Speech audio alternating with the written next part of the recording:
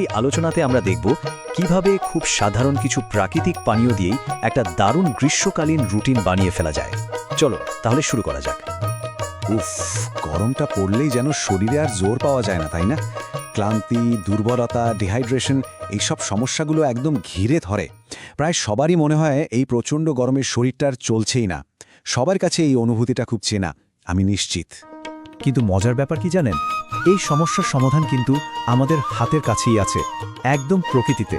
কোনো রকম কৃত্রিম পানীয়র বদলে প্রাকৃতিক জিনিসই কিন্তু আমাদের শরীরকে ভেতর থেকে ঠান্ডা আর সতেজ রাখতে পারে।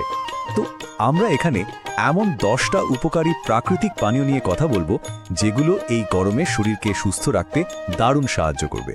আর শুধু তাই নয়, এই পানীয়গুলো দিয়ে কি করে একটা দৈনন্দিন রুটিন সাজিয়ে নেওয়া যায় সেটাও দেখব। দিনের শুরুটা যদি ফ্রেশ হয় তাহলে কিন্তু পুরো দিনটাই চনমনে কাটে। তাই সবার আগে চলুন দেখে নিই সকালে কি পান করলে শরীরটা একেবারে চাঙ্গা হয়ে উঠবে। সকালের জন্য দুটো খুব সহজ আর দারুণ অপশন হলো লেবুর শরবত আর মধু মেশানো ঠান্ডা পানি। দুটোই বানানো খুব সোজা আর এর উপকারিতাও কিন্তু অনেক। যেমন ধরুন লেবুর শরবত, এর আসল শক্তি হল ভিটামিন সি। এটা শুধু যে রোগ প্রতিরোধ ক্ষমতা বাড়ায় তাই নয়, বরং সকালের ওই ঘুম ঘুম ভাব আর ক্লান্তিটা দূর করে শরীরে একটা দারুণ তাজা ভাব এনে দেয়। আর যদি সকালে উঠেই একটু দুর্বল লাগে তাহলে মধু আর ঠান্ডা পানি কিন্তু ম্যাজিকের মতো কাজ করে। এটা শরীরে খুব দ্রুত শক্তি যোগায় আর সারা রাত ধরে যে পানির ঘাটতি হয় সেটাও পূরণ করতে সাহায্য করে। আচ্ছা, সকাল তো গেল, এবার আসা যাক দিনের মাঝখানের সময়টায়, মানে দুপুরবেলা, যখন গরম আর ক্লান্তি দুটোই একদম চরমে থাকে। তখন শরীরটাকে চাঙ্গা রাখা কিন্তু বেশ বড় একটা চ্যালেঞ্জ।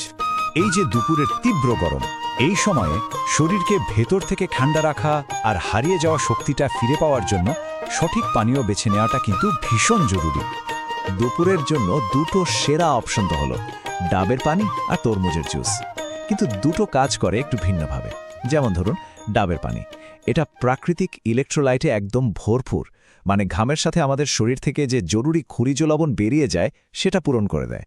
আর তরমুজের জুস, ওটাতে তো পানির পরিমাণই অনেক বেশি, তাই তৃষ্ণা মেটানোর সাথে সাথে শরীরকে হাইড্রেটেড করে তোলে।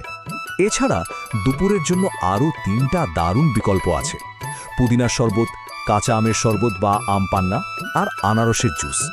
প্রত্যেকটারই কিন্তু নিজস্ব একটা বিশেষ গুণ আছে। পুদিনা শরবতের সবচেয়ে বড় গুণ হল এটা পান করার সাথে সাথেই শরীরে একটা ঠান্ডা অনুভূতি হয়।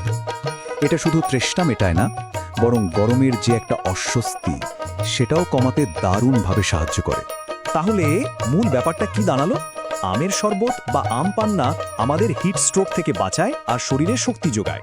অন্যদিকে আনারসের জুস শরীরকে একদম সতেজ আর প্রাণবন্ত রাখে। বেশ, এবার চলুন দিনের শেষ ভাগে যাওয়া যাক। সারাদিনের ক্লান্তি আর গরমের পর সন্ধ্যায় শরীরটাকে একটু শান্ত করা আর হজম প্রক্রিয়াটাকে ঠিক রাখা কিন্তু খুব দরকার। দিনের শেষে এমন কিছু পানীয় দরকার যা শরীরকে আরাম দেবে, সারাদিনের ক্লান্তি দূর করবে আর একটা শান্ত, রিল্যাক্সড অনুভূতি দেবে। সন্ধ্যার জন্য 3টি অসাধারণ পানীয় হলো লাচ্ছি, বেলের শরবত আর চিরা দইয়ের পানীয়। দেখুন, লাচ্ছি হজমে সাহায্য করে, বেলের শরবত পেটের জন্য খুবই উপকারী, আর চিরা দইয়ের পানীয়টা কিন্তু দারুণ একটা পুষ্টিকর বিকল্প। লাচ্ছির সবচেয়ে বড় সুবিধাটা হলো এটা দই দিয়ে তৈরি, তাই এটা প্রোবায়োটিকে ভরপুর, যা হজম শক্তি বাড়াতে সাহায্য করে আর একই সাথে শরীরকেও ঠান্ডা রাখে, যা সন্ধ্যার জন্য খুবই আরামদায়ক। তো আমরা 10টা চমৎকার প্রাকৃতিক পানীয় নিয়ে জানলাম, আর এটাও দেখলাম যে দিনের কোন সময় কোনটা বেশি কার্যকর। এখন এই তথ্যগুলো ব্যবহার করে কিন্তু প্রত্যেকেই নিজের জন্য একটা দারুণ রুটিন বানিয়ে ফেলতে পারেন। একটা সহজ রুটিনের উদাহরণ হতে পারে এরকম: সকালে লেবুর শরবত দিয়ে দিনের শুরু, দুপুরে যখন সবচেয়ে বেশি গরম তখন শরীর ঠান্ডা করতে ডাবের পানি বা পুদিনার শরবত, আর সন্ধ্যায় হজমের জন্য লাচ্ছি। কি সুন্দর একটা কাঠামো, তাই না? এভাবে কিন্তু পানীয়গুলোকে সারাদিনে দারুণভাবে ভাগ করে নেওয়া যায়। তবে সবথেকে জরুরি বিষয় হলো নিজের শরীরের চাহিদাটা বোঝা, কারণ সবার শরীর তো একরকম নয়। তাই নিজের প্রয়োজন আর পছন্দ অনুযায়ী এই তালিকা থেকে পানীয় বেছে নেওয়াই হবে সবচেয়ে বুদ্ধিমানের কাজ। তাহলে পুরো আলোচনার পর একটা প্রশ্ন তো থেকেই যায়, এই গরমের সুস্থ থাকার জন্য নিজের স্বাস্থ্যকর রুটিনে এই তালিকা থেকে কোন পানীয়টা যোগ করার কথা ভাবা যায়?